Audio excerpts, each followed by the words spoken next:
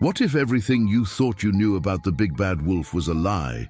For generations, we've been told a simple story of a villain and his porcine victims, but what if the true tale is far more complex? Prepare to have your mind blown as we unveil the shocking, untold backstory of the wolf from the Three Little Pigs. To find the truth, we must journey back to a time when the world was wilder and ancient forests held deep magic.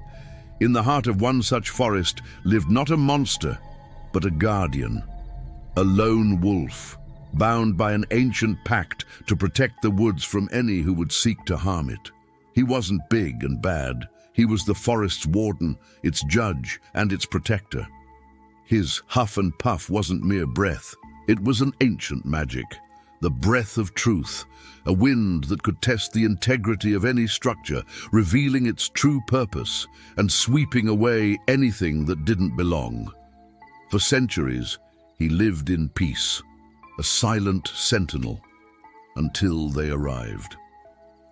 Three brothers from a clan of pigs, renowned not for their innocence, but for their industry and greed. They saw the ancient woods not as a sacred home, but as a resource to be plundered.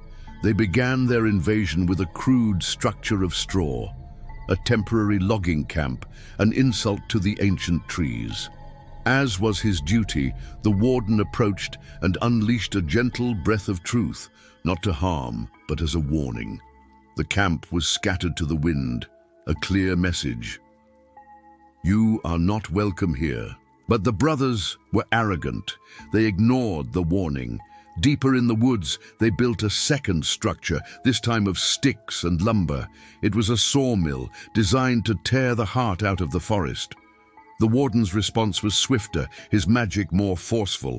He leveled the mill in a single gust, a final furious demand for them to leave his home in peace. The third brother, however, was the most cunning and cruel. He built his final structure not of wood, but of cold, hard brick. It wasn't a home.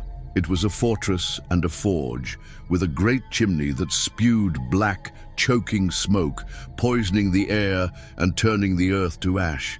This was no longer an invasion, it was a war. And this is where the story you know was born from a terrible lie.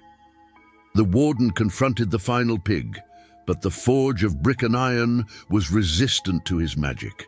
The story says the wolf tried to enter through the chimney to eat the pig.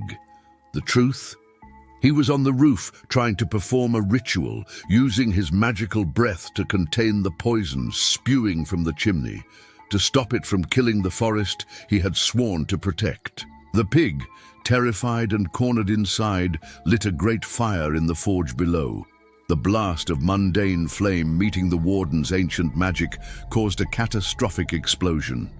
The forge was shattered, the pig was boiled in his own cauldron, and the warden was gravely wounded, his reputation forever burned by the lies of the pig's two surviving brothers who fled the woods. They told a tale of a monstrous wolf who destroyed their homes for no reason, a tale that painted their greed as innocence and the forest's protector as a villain.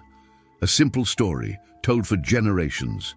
So the next time you hear the tale of the big bad wolf, remember the warden of the woods and ask yourself, who was the real monster? Like this video, and ask for more if you enjoy any of this madness.